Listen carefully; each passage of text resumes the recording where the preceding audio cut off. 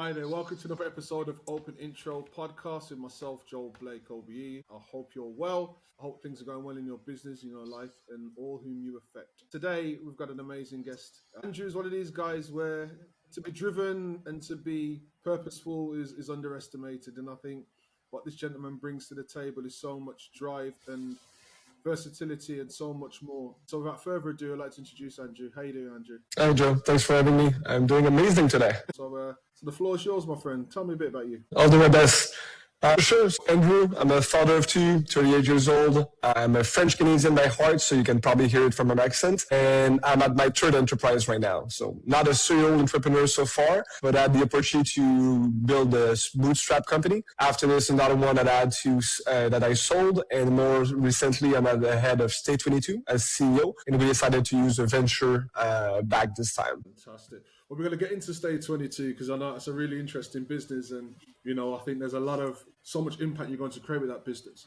But like with all the leaders on this podcast, we always want to get under the bonnet a little bit in terms of who you are. And so, in typical style, I'm going to ask you, why do you do what you do? Yeah. So like every good entrepreneur, you're trying to find a problem that you think are meaningful enough for people to either be paying for it or using a solution out of this. My goal was simply to help out creators, influencer, event organizer. I used to be selling tickets in my previous venture, so I knew really well about that pain point.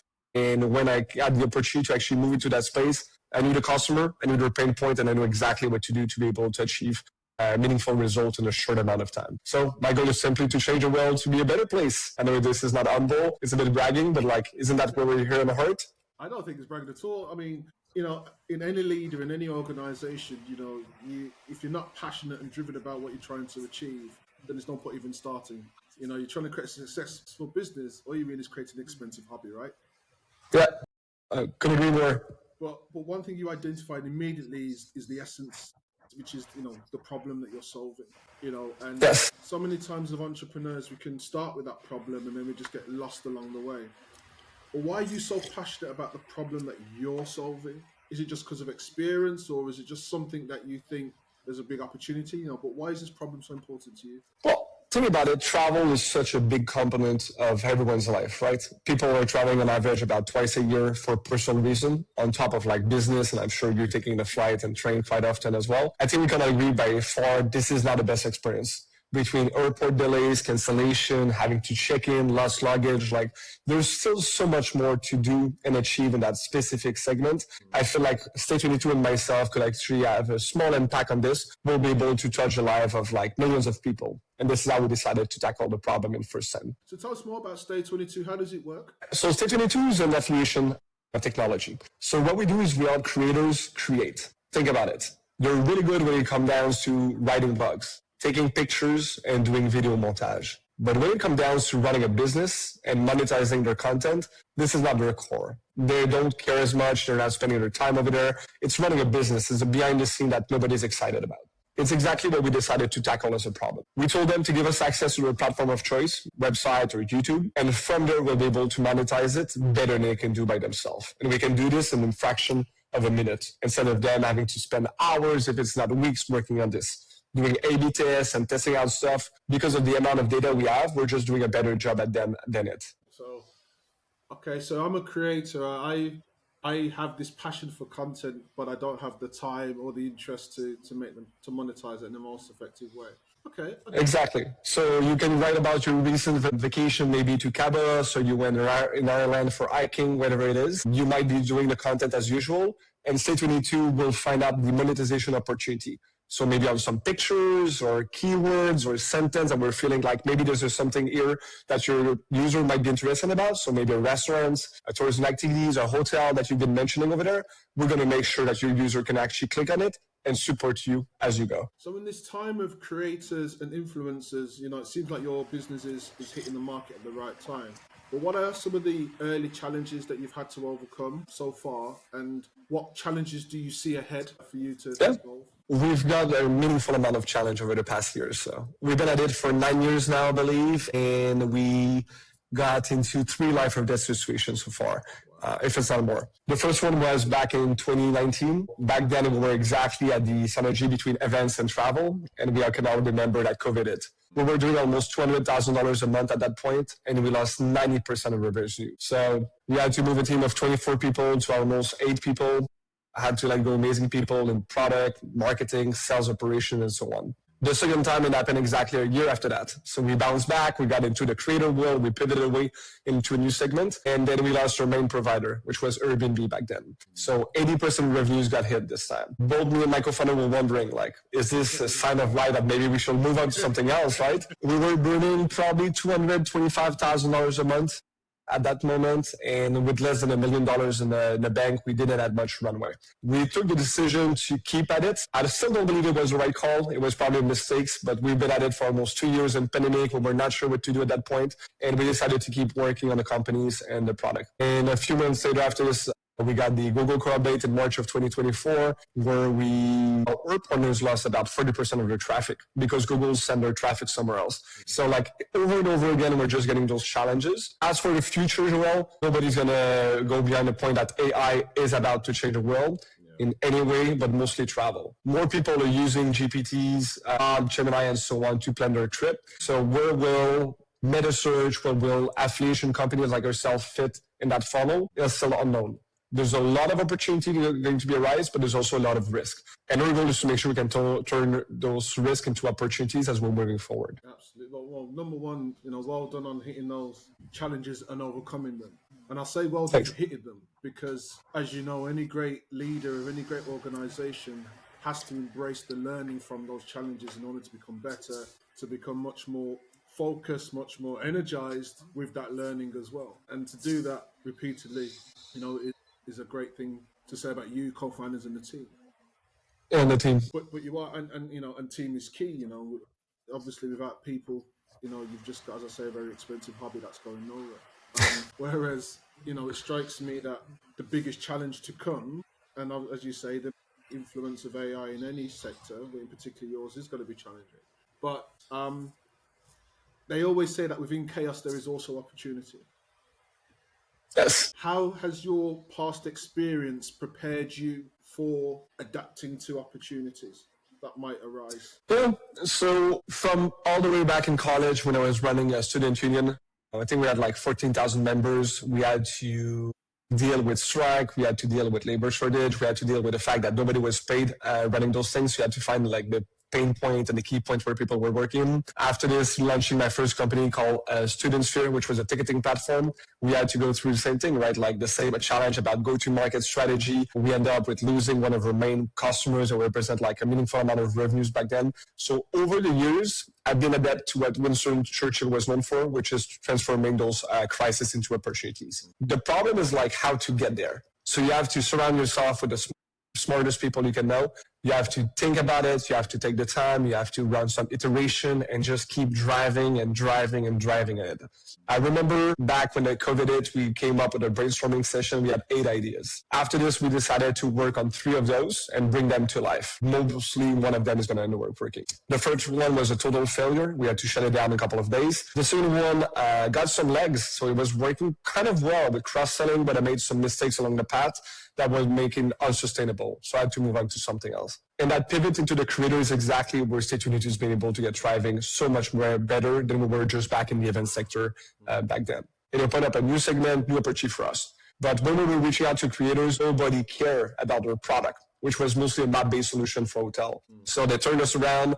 We had to do a workshop session with those people, brainstorm, iterate. So while the day I was doing interview with creators, my co-founder at night was building a product. I was presenting that product the next day on wireframe and else to the creators. They were telling us what was working, what was not good. And we did this over about a 2 weeks period. And after 2 weeks, we had a MVP for one of those products. Obviously, the team helped meaningfully behind this.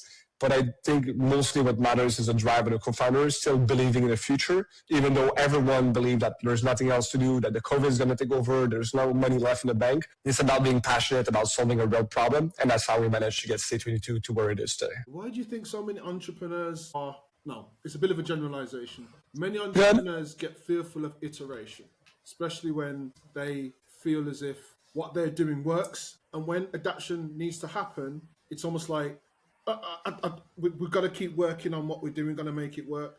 But from what you're saying there, it's not getting too attached to what's working in any given moment. It's always about being fleet of foot. Would you agree or not? Not really. So most of the entrepreneurs I know are doing really well in that gray zone, like which is like in between like the dead zone and whatever is going to come after this, and are stuck at it for maybe a couple of months, or sometimes even years. But most of the entrepreneurs I know are looking for that like opportunity to be able to like iterate and change things here and there, because we know whatever was working last week might not be working next week. So it's all about testing out new channel of distribution and marketing, new customer segment, spinning into new opportunity channels. So it's much different in that sense. But maybe this is the people I know that are a bit different. No, but that's the point, and that's what's quite an interesting point, because arguably I'm in the same camp as you. To be honest with you, I'm always looking for what's coming next, because if I'm always on the front foot, then I'm always evolving. If I'm always evolving, then I'm always going to be at the front end of what's going to happen.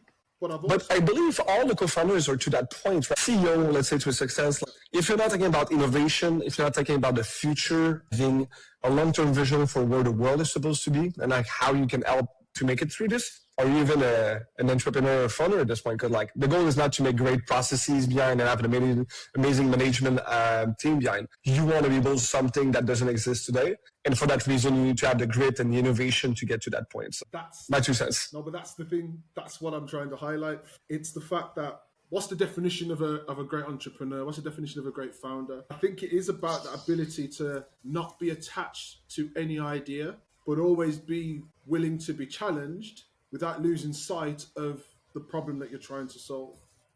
Yeah, I couldn't agree more than you as well. Most people think as entrepreneur, always call it your baby. They say like, oh, it's your baby, you're not ready to do X and Y and Z. My marketing director right now is sitting down and is like, I think we should change the name of the company. Like you guys are using Stay22, doesn't mean nothing at all. People sometimes wonder if it's Catch-22, Forever 21. We're moving into new customer segments right now. We're adding retail. So does retail fit with Stay, which was more hotel accommodation? And I'm like, in thought we're going to be a big no and like, no, this is my brand, it's my baby. And you know best. It is what it is. We need to be constant change. Are not the same company we were a year ago or even 6 months ago. So things need to be changed. But I agree with you. Most people think we're reluctant to those change. But in likewise, certainly in my experience and certainly in helping entrepreneurs, I've seen that other side.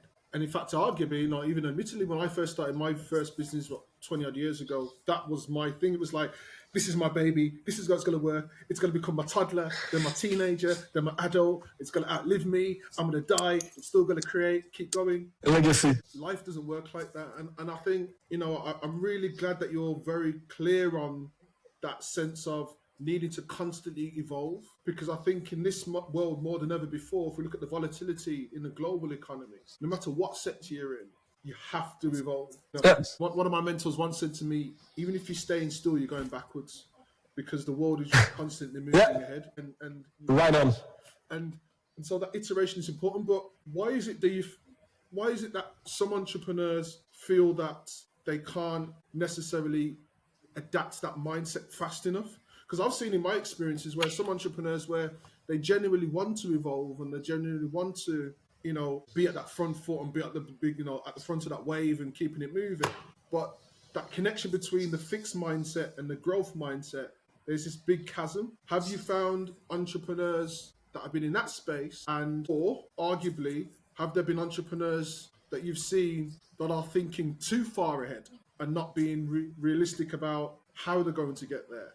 Because it's a very long spectrum, right? But it's a very short one if you think about it as well, because the fixed mindset to growth mindset that could be forced, or it could be revolutionary or evolutionary, depending upon who the person is and their mindset. Or it could be so wrapped into this idea to keep moving and to keep being innovative, you actually don't end up being sustainable. Yeah. So what are your thoughts?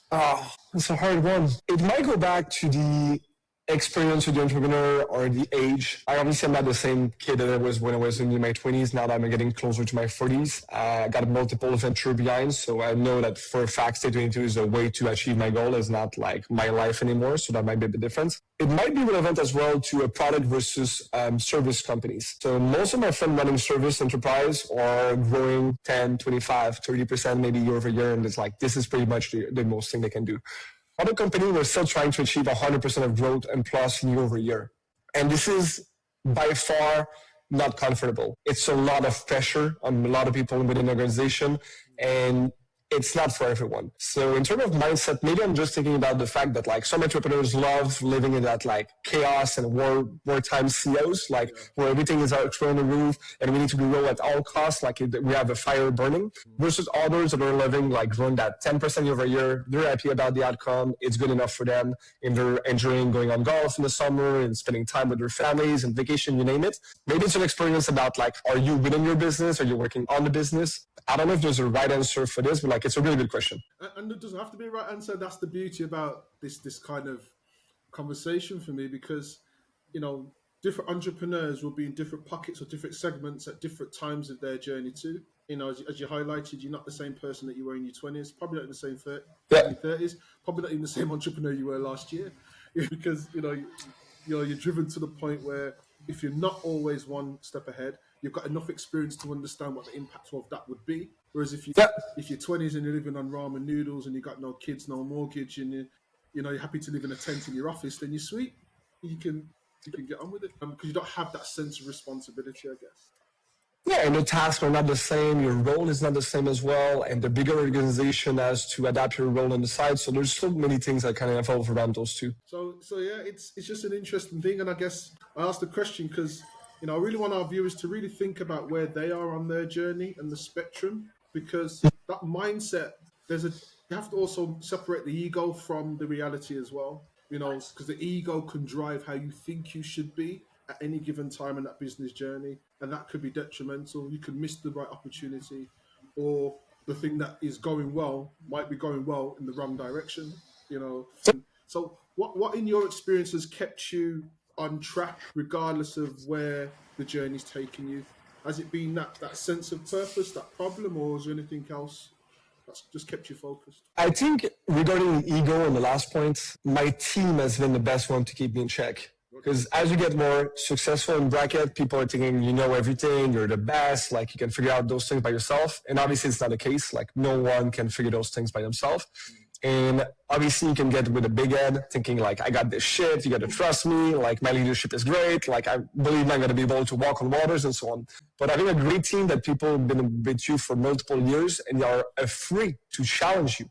Like they can keep you in check and make sure everything is balanced. And I think this is the number one thing out of the 5 Section of a Team, which is a big book that we recommend all of our executives to read. The trust is a big component of that, but having an openness to conflict, like having ideas fight together for the best of the companies instead of having whatever the CEO might say. I might make 1 or 2 calls a year. At best, I would love to be able to make those things. If I get to need to be more involved, maybe I'm missing on opportunities in there. But I believe team is a big component and key factor for this. I guess to follow on from that, in terms of creating the right types of culture in your organization. So you mentioned that openness of conflict and trust and so forth.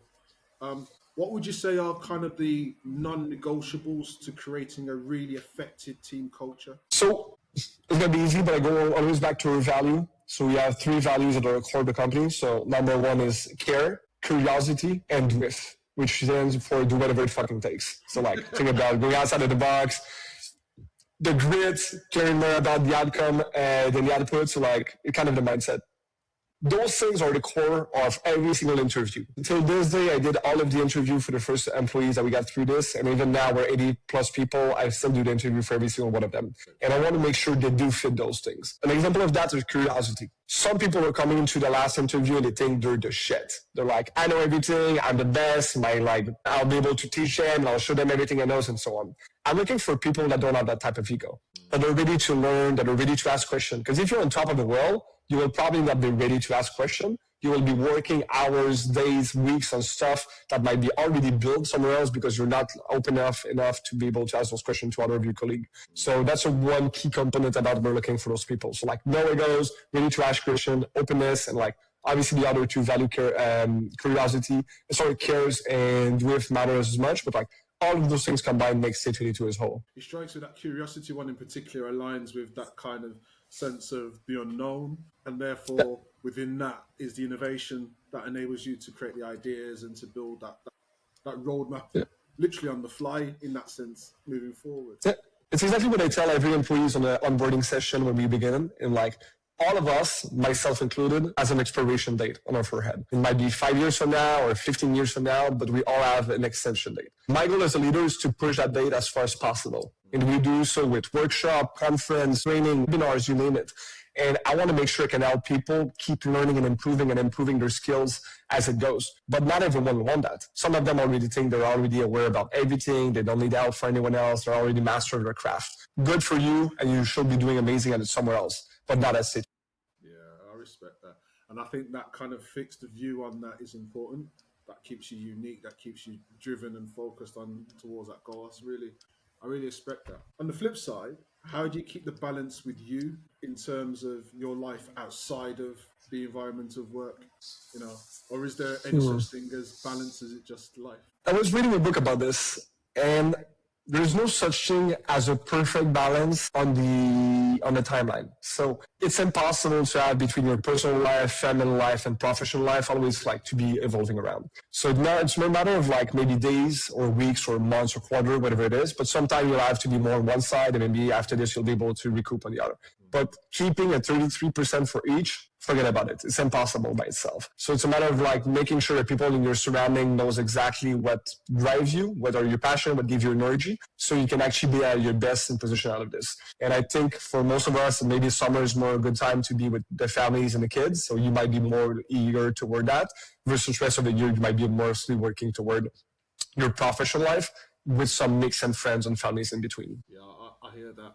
I remember, so I've ran four businesses, I'd say, in my lifetime that I would judge as businesses, and probably a million other hobbies. But I remember early on that sense of balance. I always thought that, right, I could have that work-life balance because I'm in control. It did not work. There's no such thing as control. No such thing. And as time's gone on, and as you know, I'm 45 now, and I'm like, you know, my kids are older, you know, gone for university, one's married, the other one's whatever, you know, got his own career, etc. It's kind of like, okay, we've got a second wind as me and my wife, but that still doesn't make work-life balance any easier, because even with the experiences now at this age, life and business, it's almost like, well, I've got a bigger vacuum that I want to fill with bigger things. You know, I'm not going to just start a business with the small mindset that I had when I first started my very first one, because I've got all this experience to put into this bucket now. Sure, and you know exactly how much your time is valuable with families versus before. I could be working, I don't know, man, 12, 14, 16 hours a day sometime when we first launched the company. And I know for a fact today, if I work more than, 10 hours a day, all my last hours will not be driving as much value as the first one. So I'm much more careful about where I spend my time, how I spend it as well. So because of the family, I think I'm a better entrepreneur today than I was like 10 years ago without kids. 100%. And that's partly what the point I was making there, because you realize what actually is most important, and therefore you use your expertise to be able to be more efficient with the time that you're allocating to other things outside of what's most important. Yeah. So you're absolutely... And delegation is a big part of it as well. Like, you know, and better understand how to delegate those tasks that like other people can do. And you only keep the one that only you can do moving forward. So that makes me much more meaningful, purposely driven into my role than before when I was trying to do everything at the same time, which obviously I'm not the best at. I'm probably the worst exactly at those things. Zero laser focused. Yeah. And as we're getting towards the end of this interview, I think what I'm hearing loud and clear is the importance of knowing yourself, and the importance of being unapologetic about the values that you have that are going to help you get to the purpose that you've set, or the problem that you seek to solve. One of the two are the same thing. And can I add something on that? Yeah, sure. Because you said unapologetic. So my chief operating officer came back to me a couple of weeks ago and was like, it's not working out. I'm like, what are you talking about? He's like, you're talking with all those people, you're doing those workshops, you're reading those books, you're trying to build a company and a legacy based on what you've been looking out there. And even though it might be the right thing for like others, it's not the right for Stay22 and neither yourself. What are you talking about? Like, we have all those amazing EOS, we are funding those like a management system and EPS and so on. Like, everything has been set up really well, I believe, from inside. But it's like, in the end, you're a wartime CEO. You like to be within the business. You like to act on those innovation skills, talk with customers, make the needle move. And now you're trying to be on top and let the bottom-up management process where everyone has their input and do things the right way. But it's not the right thing, because you're always coming back at it no matter what, and it's going against your nature. You show you what your nature is, and like, even though you've been trying to do this for the past 2 years, stop fooling yourself or others. get back as exactly the word time still you are. And I was like, wow, that's gonna like, what, it hurts? That fluid that hit you right between the eyes. It hurt, man. Like, I thought it was the right thing to build legacy. My mind was like, if I die tomorrow, I should be a great CEO and make sure that this will have no impact on the business for the next 2 years, no matter what. I'm not a linchpin organization. The control and power is flowed across my leadership team and executive. And in my mindset, I was doing the great thing to build a legacy. But most likely, we're not at that stage. Most likely, I'm not the right person to build a legacy just by stepping away from it. I'm not going to be on golf course. I'm not going to be elsewhere. There's nothing I love more than being at this company as CEO. Why try to do something else with it? And it just opened up my whole mind, and I had to share this back with the rest of the team. And like, even though I tried for the first it and make it the right thing, maybe it was just not right for me and the company. So let's get ready. I'm going to get back in the business and get ready to get the pressure back from me.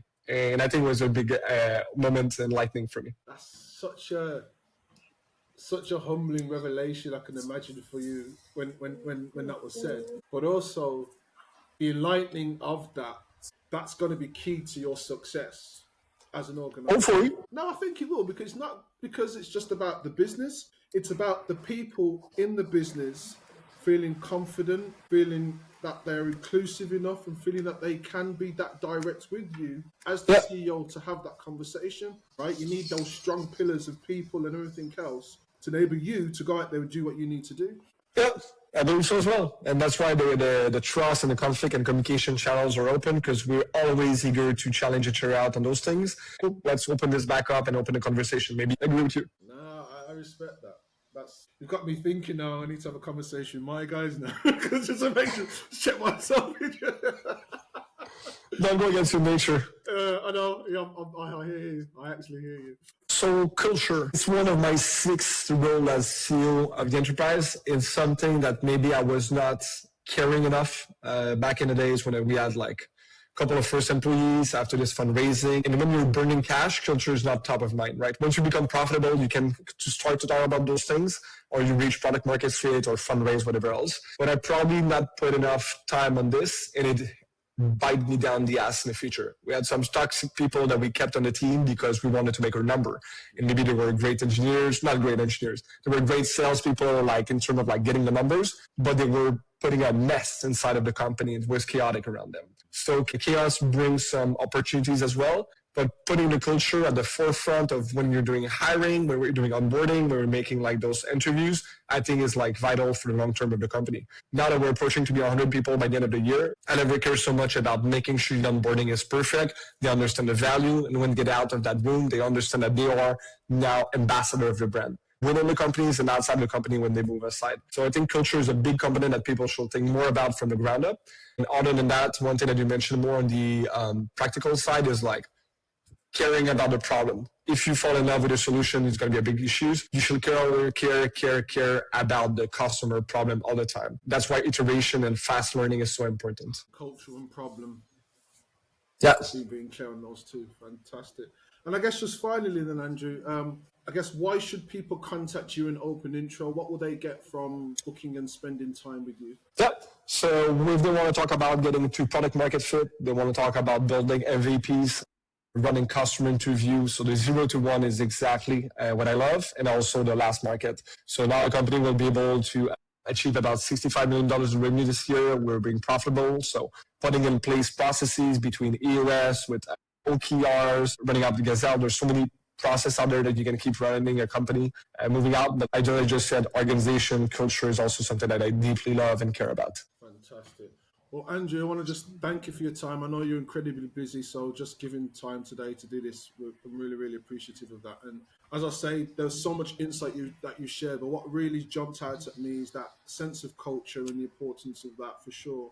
I think that sense of innovation as well, and not just innovation in terms of the product and the business, but innovation of self and understanding what your evolution needs to look like, and the importance of the right values, but humility with those values as well. Even when you're at your most successful, it's still making sure you're still almost having that student mindset to a degree. You're always eager to learn, eager to grow. That's really jumped out. And I think the final thing is that caring about the problem more than anything else. If you're not focused on solving and caring the problem, because solving it is one thing, but can you continually look after that problem time and time and time again? Because it's going to change. Your customer change, your partner is going to change as well. That's why you need to be thinking about what the future hold. Otherwise, you're just going to fall behind, as you mentioned. Status quo is not an option. Love that. Status quo is not an option. Okay.